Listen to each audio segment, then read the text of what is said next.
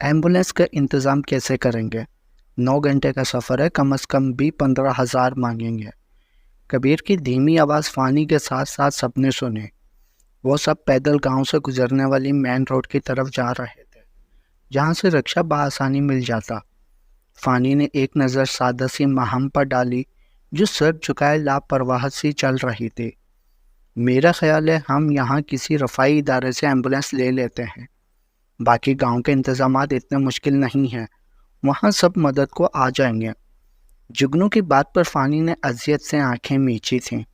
आंखों के किनारों पर नमी आ ठहरी थी, जिसे इसने बेदर्दी से रगड़ डाला। अपनी माँ के कफन दफन के लिए भी इसके पास फूटी कौड़ी नहीं थी। महीने के आखिरी दिन थे। तकरीबन सबकी जेब में गिने चुने नोट थे। फ़ानी की सारी तनख्वाह तो अम्मी की दवाइयों में खर्च हो चुकी थी। माहम इनकी बेबसी देख रही थी। इसका दिल दुख से भर गया। इसे ज़िंदगी में कभी भी किसी चीज़ के लिए तरसना नहीं पड़ा था। मुंह से निकली नहीं कि चीज़ हाजिर। आज इसको पता लगा कि ज़रूरत के लिए पैसा ना हो तो इंसान किस हद तक जा सकता है। महम का हाथ अपनी कॉली शर्ट के आगे बनी जेब की तरफ गया, जहां इत्तेफाक से आज इसका एटीएम मौजूद था। जेब पर बटन होने की वजह से वो गिरने से महफूज रहा था। इसका दिल नहीं चाह रहा था कि इनमें से किसी को मुखातिब करे, मगर ये एक नेक खातून के आखिरी सफ़र का सवाल था। आप लोगों को पैसों के लिए परेशान होने की ज़रूरत नहीं है। मेरा एटीएम कार्ड मेरे पास है। एटीएम से ज़रूरत की तमाम रकम निकल आएगी। महम धीमी सी आवाज़ में बोली तो चारों के चेहरे पर खुफत छा गई। जो कुछ इसके साथ कर चुके थे, इसके बाद महम की ये ऑफ़र इनके मुंह पर पड़ने वाला वो तमांचा था जिसने इनको हिलाकर रख दिया था। हमें नहीं चाहिए, हम इंतज़ाम कर लेंगे। सबसे पहले बोलने वाला फ़ानी था, जिसकी आवाज़ शर्मिंदगी में डूबी हुई थी। मैं ये इंसानी हमदर्दी के तहत कर रही हूँ, और अगर फिर भी आप लोगों को प्रॉब्लम है तो उधार समझ लें। इस बार इसकी आवाज़ में खफगी और दुरुस्तगी थी। फ़ानी ने ठोकर मारकर रास्ते में बड़ा पत्थर हटाया। इसकी बातों से होने वाली तकलीफ़ की काट रूह को झंझोड़ रही थी। ठीक है सिस्टर, कहीं और से भी तो हमने उधार लेना ही है। बस आप वादा करें जब हम आपको रकम वापस करेंगे तो आप इनकार नहीं करेंगी। अफ़ान को खुद पर बहुत गुस्सा आया। अपनी माँ की बीमारी और फिर मौत ने इसको इस दोहराए पर ला खड़ा किया था। वो माँ के इलाज के लिए फैक्ट्री से पहले ही रकम ले चुका था, इसलिए आज यूं बेबस था। भाई जी, किधर को जाना है? पीछे से आते चिंची के ड्राइवर ने करीब आकर पूछा तो मुराद ने आगे बढ़कर इसे रास्ता बताया। बाऊ, शहर सिविल अस्पताल जाने के 500 लगेंगे, इसने कहा तो मुराद ने सबकी तरफ देखा। ठीक है। इन सब की रजामंदी पाके वो तीनों आगे बैठ गए और फ़ानी को महम के साथ पीछे बैठने का इशारा किया। इसके बैठने के बाद खुद भी फासले पर होकर फ़ानी बैठ गया। तकरीबन आधे घंटे में वो लोग हॉस्पिटल के सामने थे। महम ने पिन कोड बताकर कार्ड फ़ानी के हाथ में दिया, जिसको इसने झिझकते हुए थामा था। कबीर को महम के पास छोड़कर फ़ानी पैसे निकलवाने चला गया था, जबकि ज़हीर और मुराद एम्बुलेंस के ड्राइवर से बातचीत करने के लिए चले गए। कबीर महम को लेकर हॉस्पिटल के बेंच की तरफ बढ़ा और इसे बिठाकर खुद कैंटीन की तरफ चला गया। कल से सब लोग भूखे थे। इन सब की तो खैर थी, मगर महम का ख्याल करके वो इसके लिए कुछ खाने का इंतज़ाम करने गया था। 10 मिनट बाद चाय और बिस्किट लेकर वो वापस आया तो इसको झटका लगा। कप और बिस्किट वहीं रखकर इसने इर्द गिर्द नज़र दौड़ाई, मगर बेसुध। वो सर पर हाथ फेरता वहीं बैठ गया। फ़ानी और बाकी सबको क्या जवाब देगा, इस बात को सोचकर इसका हलक खुशक हो रहा था। 5 मिनट ही गुजरे थे कि इसे अपने करीब किसी की मौजूदगी का एहसास हुआ। महम को खड़ा देखकर वो तेज़ी से उठा। सिस्टर, आप कहाँ चली गई थीं? इसकी आवाज़ में बेताबी थी। महम ने सर झटका। यहीं थी, मुख्तसर जवाब देकर वो बेंच पर बैठ गई। अब इसे क्या बताती कि वो वॉशरूम गई थी। आपकी चाय और बिस्किट, ये लें। चाय देख लें, अगर ठंडी हो गई है तो मैं गर्म करवा के ले आता हूँ। कबीर की बात पर महम ने करीब पड़े चाय के कप को देखा। मैं आपके लिए डिस्पोजेबल कप लाया हूँ, इसे कप को देखते पाकर कहा। जानता था कि इसे कहाँ आदत होगी गंदे संदे बर्तनों में खाने की। ماہم نے خاموشی سے بسکٹ کھول کر گود میں رکھا اور کپ اٹھا کر اوٹو کے ساتھ لگا لیا۔ دودھ پتی تھی جو اسے پسند تھی۔ بھوک کے مارے اسے چکر آ رہے تھے مگر خاموش تھی۔ ان چاروں کی حالتیں اس کے سامنے تھی۔ فانی واپس آیا تو تب تک ظہیر اور مراد ایمبولینس والے سے بات کر کے آ چکے تھے۔ اس نے 12,000 روپے مانگے تھے۔ فانی کے ہاتھ میں بیکری کا شاپر تھا جس میں ماہم کے لیے جوس کے ڈبے اور سینڈوچ کے ساتھ چھوٹی موٹی دوسری چیزیں بھی تھیں۔ آپ پلیز یہ جوس اور سینڈوچ کھا لیں، فانی نے شاپر اس کے قریب رکھ کر کہا۔ ماہم کو یوں ہی بیٹا دیکھ کر اس نے خود جوس نکال کر اسٹرو ڈالی اور ایک سینڈوچ کھول کر دونوں چیزیں اس کی جانب بڑھا دیں۔ ماہم نے چند لمحے اس کے ہاتھوں کو دیکھا اور لب بینچے چیزیں پکڑ لی۔ بسکٹ کھا کر اس کا گزارا نہیں ہوا تھا۔ یہ چیزیں اسے غنیمت لگی مگر اس کا غصہ آڑے آ رہا تھا، اس لیے سخت پن دکھا رہی تھی۔ فانی کچھ مطمئن ہوتا قدرے فاصلے پر کھڑے تینوں دوستوں کی طرف بڑھا۔ کینٹین سے ناشتہ کر لو پھر نکلتے ہیں، فانی نے کہا۔ سب کا برا حال تھا اور ابھی 9 گھنٹے کا سفر باقی تھا۔ ہمیں کہہ رہے ہو تم نے خود ناشتہ نہیں کرنا کیا؟ خود بھی کل سے بھوکے ہو، مراد نے تعصب سے کہا۔ میرا دل نہیں کر رہا، تم لوگ جاؤ۔ اس کی آواز بھاری ہو رہی تھی۔ تیرا کیا خیال ہے کہ ہم تجھے چھوڑ کر خود ناشتہ کرنے چلے جائیں گے؟ ابھی اتنا برا وقت نہیں آیا ہم تینوں پر۔ دیکھ یار، زندگی اور موت تو اللہ کے ہاتھ میں ہے، ہم جانے والے کے ساتھ جا نہیں سکتے۔ ہمیں بس اللہ نے صبر کا ہتھیار دیا ہے، تو بھی صبر کر اور ماں جی کی تکلیف کا سبب نہ بن، وہ تجھے اس طرح دیکھ کر تکلیف میں ہوں گی، ظہیر نے کہا، اور پھر زبردستی اس کو بازو سے پکڑ کر وہ لوگ کینٹین کی طرف ناشتہ کرنے کے لیے بڑھ گئے۔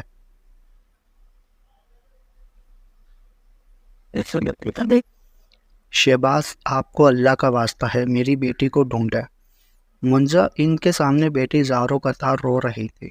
صبح جب انجیکشن کا اثر ختم ہونے پر ان کی آنکھ کھلی تو شہباز صاحب پر نظر پڑی جو ساری رات صوفے پر بیٹھے رہے تھے۔ ان کی سرخ آنکھیں ان کے رت جگہ کی گواہی دے رہی تھی۔ سبحان اور شبان کو شہباز صاحب نے زبردستی کھانا کھلا کر سونے کے لیے بھیج دیا تھا۔ میری عزت کا جنازہ تو نکل چکا ہے منزا، اب تم چاہتی ہو میں جا گھسائی کا بندوبست اپنے ہاتھوں سے کروں تو یہ ناممکن ہے۔ میں 3 دن انتظار کروں گا، اگر وہ واپس آ گئی تو ٹھیک، چوتھے دن صبح کی فلائٹ سے ہم لوگ لندن جا رہے ہیں۔ شہباز صاحب کا لہجہ قطعی تھا۔ منزا بیگم کا دل پھٹ رہا تھا۔ بیٹی کا غم ان کی جان نکال رہا تھا۔ اپنے شوہر کو وہ جانتی تھی کہ اگر انہوں نے فیصلہ کر لیا تھا تو وہ اپنے فیصلے سے 1 انچ پیچھے نہیں ہٹیں گے۔ اگر وہ ہمارے پیچھے گھر آ گئی تو پھر شہباز صاحب، کیا پھر لوگوں کو پتہ نہیں چلے گا؟ منزا بیگم کی رندی آواز پر انہوں نے اپنی شریک حیات کو دیکھا۔ منزا، اس کو اغوا ہوئے 24 گھنٹے گزر چکے ہیں، تمہارا کیا خیال ہے 4 جوان لڑکے جو اس کو اغوا کر کے لے کر گئے ہیں اپنا مقصد پورا کر کے اس کو زندہ چھوڑ دیں گے؟ میں نے اس کی زندگی کی امید چھوڑ دی ہے اور اللہ سے دعا کی ہے کہ اگر اس کے ساتھ کچھ برا ہوا ہے تو اللہ اس کو موت دیتے، کیونکہ اس کی زندگی اس کے لیے عذاب بن جائے گی۔ شہباز صاحب کی شفقت بھری بات سن کر منزا بیگم حیران سے ان کو دیکھنے لگے۔ ایک باپ ہو کر آپ کس طرح اپنی بیٹی کے لیے اس حد تک جا کر سوچ سکتے ہیں؟ ان کی کرب میں ڈوبی آواز پر شہباز صاحب نے نظر اٹھا کر بیوی کو دیکھا۔ ان کی آنکھوں میں اذیت کا ایک جہاں رقم تھا۔ انہیں اپنی بیٹی جان سے بھی زیادہ عزیز تھی۔ وہ کس دل سے یہ سب اپنی زبان سے ادا کر پائے تھے یہ وہی جانتے تھے۔ ایک حقیقت پسند انسان ہونے کی وجہ سے انہوں نے خود کو جلدی سنبھال لیا تھا، مگر منزا بیگم ماں تھے، ان کے لیے اس حقیقت کو قبول کرنا آسان نہیں تھا۔ میں اگر ماہم کا باپ ہوں تو 2 بیٹوں کا بھی باپ ہوں۔ میں نہیں چاہتا کہ زندگی میں کبھی بھی ان کو بہن کے حوالے سے کوئی بھی بات سننے کو ملے۔ بہت اذیت ناک ہوتا ہے یہ سب سننا۔ مجھے وہ دن کبھی نہیں بھولتا جب پھپھو اغوا ہوئے تھے۔ دادا جی اور ابا جی پاگلوں کی طرح سارا دن بیٹھ کر روتے۔ اتنے دکھ اور تکلیف کے باوجود انہوں نے وہ تلخ فیصلہ کیا جن کی وجہ سے بعد میں پورا خاندان سر اٹھا کر چلتا تھا۔ میں کبھی کبھی سوچتا تھا کہ دادا جی اور ابا جی بہت سخت دل تھے، لیکن جب آج خود پر گزری تو مجھے پتہ چلا کہ ایک مرد کو سخت دل بننا پڑتا ہے، ورنہ نسلیں برباد ہو جاتی ہیں۔ ہمارا معاشرہ اغوا شدہ لڑکی کے گھر والوں کو اذیت دینے سے نہیں چوکتا، پھر چاہے وہ رشتہ دار ہوں یا پھر ارد گرد کے لوگ، سب ہی ان پر کیچڑ اچھالنے سے گریز نہیں کرتے۔ یہ کوئی نہیں سوچتا کہ جن کی بیٹی اغوا ہوئی ہے ان پر کیا بیت رہی ہوگی۔ گھوم پھر کر بیٹی کے کردار پر ہی بات آتی ہے، اور لوگوں کا رد عمل یقیناً یہی ہوتا ہے کہ ان کی بیٹی کا کردار ہی خراب ہوگا۔ میں مر کر بھی اپنی بیٹی کے لیے ایسے الفاظ نہیں سن سکتا۔ مجھے نہیں معلوم کہ وہ گھر پہنچے گی یا نہیں، لیکن یہ ضرور جانتا ہوں کہ وہ کسی بھی ذلت کے بدلے میں موت کو ترجیح دے گی۔ شہباز صاحب کی آواز اذیت میں ڈوبی ہوئی تھی۔ وہ جو کچھ کہہ رہے تھے 100% درست تھا۔ آپ فکر نہیں کریں، عباس یہاں ہے۔ اگر وہ گھر آ گئی تو عباس ہمیں خبر کر دے گا۔ اس کا پاسپورٹ بھی ویزے کے لیے عباس کو دے چکا ہوں۔ منزا، ہم یہاں رہے تو آنے جانے والے ماہم کا پوچھیں گے، ہم کب تک چھپا پائیں گے یہ بات؟ ہمارے لیے بہتر یہی ہے کہ ہم یہاں سے چلے جائیں۔ ان کی بات پر منزا بیگم نے بیٹھ کر ان سے ٹیک لگا کر آنکھیں موند لیں۔ چہرہ سارا آنسوؤں سے تر تھا۔ صدیوں کی بیمار لگ رہی تھی ایک ہی دن میں۔ آپ پریشان نہیں ہو، عباس نے وعدہ کیا ہے کہ خفیہ طور پر ماہم کو ڈھونڈے گا، اور مجھے اس پر پورا بھروسہ ہے۔ منزا کو ہنوز خاموش دیکھ کر انہوں نے بیوی کو تسلی دینے کے لیے دوبارہ دہرایا تاکہ وہ اپنے آپ کو سنبھال لیں۔ ایمبولینس میں آگے جگنو اور کبیر بیٹھے ہوئے تھے، جبکہ پیچھے ماہم، عفان اور ان کے ساتھ مراد بیٹھا تھا۔ یہ ایمبولینس بڑی تھی۔ انہوں نے اس بات کا دھیان رکھا تھا کہ سفر میں بیٹھنے میں آسانی رہے۔ مراد تو تھوڑی دیر بعد ہی سو گیا، جبکہ عفان کا سارا دھیان ماں کی طرف تھا، جو دنیا مافیا سے بے خبر ہو چکی تھی۔ ماہم کا سر سوتے ہوئے جھٹکا لگنے کے باعث عفان کے کندھے پر لڑک آیا تھا۔ عفان نے آنسو پوچھتے ایک نظر اس کے سر کو دیکھا اور خود بھی آنکھیں موند لی۔ اچانک بریک پر جھٹکا لگنے سے سب کی آنکھیں کھل گئی تھیں۔ سب کی نظریں اپنی اپنی گھڑیوں پر گئیں۔ 5 گھنٹے گزر چکے تھے انہیں سفر کرتے ہوئے۔ سوتے میں انہیں پتہ بھی نہیں چلا۔ چونکہ سفر موٹر وے سے تھا، اس لیے وہ پرسکون سوتے رہے۔ ابھی شاید ایمبولینس پیٹرول پمپ پر رکے تھے۔ ماہم کی آنکھ کھلی تو عفان کے اتنے قریب ہونے پر سیدھی ہوتی خفت سے سر جھکا گئی۔ ایک طرف گردن رہنے سے درد کرنے لگی تھی۔ جب اس کی آنکھ کھلی تو اس کا سر عفان کے کندھے پر تھا، جس پر اس نے فوراً سیدھا ہو کر اپنا رخ موڑا تھا۔ ایمبولینس کا دروازہ جگنو نے باہر سے کھولا تو سب نیچے اتر گئے تاکہ تھوڑی دیر ٹانگیں سیدھی کر لیں۔ آپ بھی باہر آ جائیں پلیز، کچھ دیر چہل قدمی کر لیں۔ عفان کا چہرہ دوسری طرف تھا جب اس نے ماہم کو کہا۔ ماہم خود بھی اترنا چاہ رہی تھی۔ اس کے کہنے پر فوراً چونک کر جھکتی ہوئی کنارے تک آئی تو عفان نے اپنا سیدھا ہاتھ اس کی طرف بڑھایا، جسے نظر انداز کرتی وہ دروازے پر ہاتھ رکھ کر ایمبولینس کے فرش پر بیٹھی اور پھر ٹانگیں لٹکا کر ہلکی سی جمپ لگاتی نیچے اتر گئی۔ آدھے گھنٹے تک سب نے اپنی ٹانگیں سیدھی کی۔ اس دوران ڈرائیور چائے پی کر آ چکا تھا۔ عفان نے ماہم کے لیے لی ہوئی چیز اس کے حوالے کی اور ایک سائڈ پر بنے بینچ پر بیٹھ کر خود دوستوں کے پاس آ گیا۔ ماہم نے دیکھا ان چاروں میں سے کسی نے سوائے پانی کے کچھ نہیں کھایا تھا۔ ماہم نے سینڈوچ اور جوس ختم کیا اور اٹھ کر ایمبولینس میں جا کر بیٹھ گئی۔ ان کی نظر اس پر پڑ چکی تھی، اس لیے اس نے باقی تینوں کو بھی بتایا اور سب ایمبولینس کی طرف بڑھ گئے۔ ماہم نے اندر آتے عفان کے چہرے پر ایک نظر ڈالی جو مضطرب لگ رہا تھا۔ ابھی بھی اس کی آنکھوں میں نمی موجود تھی۔ اگلے 4 گھنٹوں کا سفر یوں ہی خاموشی کی نظر ہو گیا۔ ایمبولینس گاؤں کی حدود میں داخل ہوئی تو سائرن کی آواز گونجنے لگی۔ ان کے گاؤں کی گلیاں خاصی کشادہ تھی اور پچھلے سال ہی پکی کی گئی تھیں، اس لیے ایمبولینس آرام سے اندرون گاؤں اندر ان کے دروازے پر آ کر رک گئے۔ جگنو نے دروازہ کھولا تو ایمبولینس کے باہر ایک دنیا اکٹھے تھی۔ وہ سب باہر نکلے اور ماہم کے اترنے کے بعد عفان دوبارہ اوپر چڑھا میت کے اسٹرکچر کو باہر نکالنے کے لیے۔ ہلکا سا زور لگایا، آگے کھڑے کبیر، مراد اور جگنو نے احتیاط سے اسٹرکچر کو باہر کھینچا۔ ان کی مدد کے لیے اور بھی لڑکے آ چکے تھے۔ جیسے ہی میت اتری عورتوں کے بین شروع ہو گیا۔ مہم گھبرا کر سائڈ پر ہو گئی۔ ان کے بین سن کر خود بخود اس کی آنکھیں نم ہو گئی تھی۔ اتنی اونچی آوازوں پر اس کے رونے میں خود بخود تیزی آ گئی۔ عفان کے گھر کا ٹوٹا پھوٹا دروازہ کھلا ہوا تھا۔ 5 مرلے کا یہ گھر گارے کی چنائی سے بنا تھا۔ صحن میں چرپائی تیار رکھے تھے۔ میت اس پر شفٹ کر کے اسٹرکچر واپس لے گئے۔ ڈرائیور کو وہ کرایہ ادا کر چکے تھے۔ عورتیں میت کے آس پاس اکٹھی ہو کر اونچی آواز میں بین ڈال رہے تھے۔ جگنو نے ارد گرد نگاہ دوڑائی۔ ایک کونے پر مہم روتی کھڑی نظر آئی۔ جگنو نے میت کے قریب کھڑی اپنی بہن کو اشارہ کیا جو بے آواز آنسو بہا رہے تھے۔ ان تینوں دوستوں کی فیملیاں بھی یہاں موجود تھے۔ جگنو نے اشارے سے فاطمہ کو بلایا اور مہم کے متعلق بتا کر اسے مہم کے پاس بھیجا۔ مہم، آپ میرے ساتھ آئیں۔ اس کے قریب جا کر فاطمہ بولی تو مہم چونک کر اسے دیکھنے لگے۔ اتنی دیر سے کھڑے رہنے کی وجہ سے اس کی ٹانگوں میں شدید درد ہو رہا تھا۔ بے آرامی کی وجہ سے اس کا چہرہ بخار کی حدت سے سرخ ہو رہا تھا جو شاید کہ بخار کا اثر تھا۔ مہم کی سوالیہ نظریں دیکھ کر فاطمہ نے اپنا تعارف کروایا۔ تیکھے نین نقش اور سنہری رنگت کی حامل فاطمہ مہم کو اچھی لگی۔ اس کے بات کرنے کا انداز دھیما تھا۔ مہم نے آنے سے قبل مڑ کر ایک نظر عفان کو دیکھا جو ماں کے چرپائی سے سر ٹکائے بیٹھا تھا۔ آپ یہاں بیٹھیں، میں آپ کے لیے کچھ کھانے کو لاتی ہوں۔ مہم کو بٹھا کر وہ خود واپس مڑی، پھر کچھ سوچ کر دوبارہ اس کے قریب آئی۔ آپ پہلے فریش ہوں گی یا پھر کھانا لے آؤں؟ فاطمہ نے قدرے جھجکتے ہوئے پوچھا۔ میں پہلے فریش ہونا چاہتی ہوں، مہم نے آہستہ سے آواز میں جواب دیا۔ ٹھیک ہے، آپ پہلے فریش ہو جائیں، میں آپ کو کپڑے دیتی ہوں۔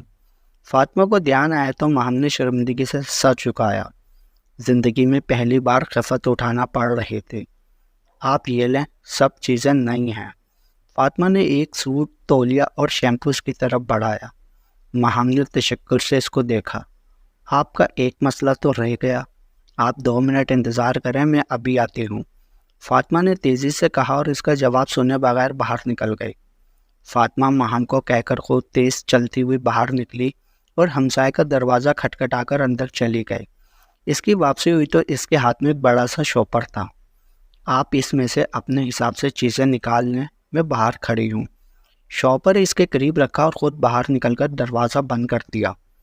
مہم نے قدر حیرت سے شاپر کو کھولا اور چیزوں پر نظر پڑتے ہی اس کا چہرہ شرم سے سرخ ہو گیا۔ وہ فاطمہ کی سمجھداری کی قائل ہو گئی۔ اپنی مطلوبہ چیزیں نکال کر اس نے تولیے میں لپیٹی اور فاطمہ کو آواز دی۔ وہ پلک جھپکتے میں اندر تھی۔ فاطمہ، مجھے ان کی قیمت بتا دینا، مہم نے جھجکتے ہوئے کہا۔ آپ کیسی غیروں والی باتیں کرتی ہیں؟ بس آپ فریش ہو جائیں، میں یہ واپس دے کر آتی ہوں۔ مہم نے اس بات میں سر ہلایا اور کمرے سے ملکہ واش روم کی طرف بڑھ گئی جو فاطمہ اس کو پہلے ہی دکھا چکی تھی۔ وہ فریش ہو کر باہر نکلی تو سامنے ہی فاطمہ ٹیبل پر کھانا لگا رہی تھی۔ مہم نے دوپٹہ ٹھیک طرح سے اپنے گرد لپیٹا اور گیلا تولیہ فاطمہ کی طرف بڑھا دیا۔ آپ اطمینان سے بیٹھ کر کھانا کھائیں، میں آپ کے لیے چائے بنا لوں، فاطمہ نے اس سے کہا تو وہ سر ہلاتے کرسی پر بیٹھ گئے۔ اسی وقت گھر والے یاد آئے تو دونوں ہاتھوں میں چہرہ چھپائے پھوٹ پھوٹ کر رونے لگی۔ آپ جب تک کھانا کھاتی ہیں میں آپ کے لیے چائے بنا لوں، فاطمہ نے باہر سے اونچی آواز میں اسے کہا تو مہم نے سسکتے ہوئے اپنا چہرہ صاف کیا۔ تھکن کی وجہ سے اسے چائے کی شدید طلب ہو رہی تھی۔ فاطمہ تولیہ لیے باہر چلی گئی۔ کچھ دیر بعد آئی تو اس کے ہاتھ میں ٹرے تھی جس میں چائے کے 2 کپ موجود تھے۔ چائے کے ساتھ میں آپ کے لیے پین کلر بھی لائی ہوں، آپ ٹیبلٹ کھا کر سو جانا، اس سے آپ کی تھکن بھی دور ہو جائے گی اور آپ اپنی طبیعت بھی بہتر محسوس کریں گی، فاطمہ نے نرمی سے کہا۔ مہم نے تشکر سے اس کو دیکھا جو بن کا ہے سب کچھ کر رہے تھے۔ کھانے اور چائے کے بعد فاطمہ برتن رکھ کر واپس آئی تو اسے یوں ہی بیٹھا دیکھ کر ٹوکا۔ آپ کو یہاں پر ڈرنے کی کوئی ضرورت نہیں ہے، آپ اطمینان سے سو جائیں، میں یہیں پر ہوں، بس خالہ کے جنازے پر تھوڑی دیر کے لیے جاؤں گی پھر واپس آ جاؤں گی، اس وقت تک آپ کے پاس میں گڈے کو بٹھا کر جاؤں گی، فاطمہ نے اسے اطمینان دلانے کی کوشش کی، جس پر گہری سانس لیتی وہ اٹھ کر سنگل بیڈ کی طرف آ گئی جو اس کمرے کے کونے پر موجود تھا۔ بیڈ پر لیٹتے ہی ایک بار پھر اپنوں کی یاد اس پر پوری شدت سے حاوی ہوئی۔ وہ یوں ہی روتی روتی کچھ دیر میں نیند کی وادی میں اتر گئی۔ فاطمہ آئی اور اس کے سونے کا اطمینان کر کے گڈی کو بلا لائی۔ اسے اچھی طرح سمجھا کر خود خالہ رحمت کے گھر آ گئی، جو ایک گھر چھوڑ کر تھا۔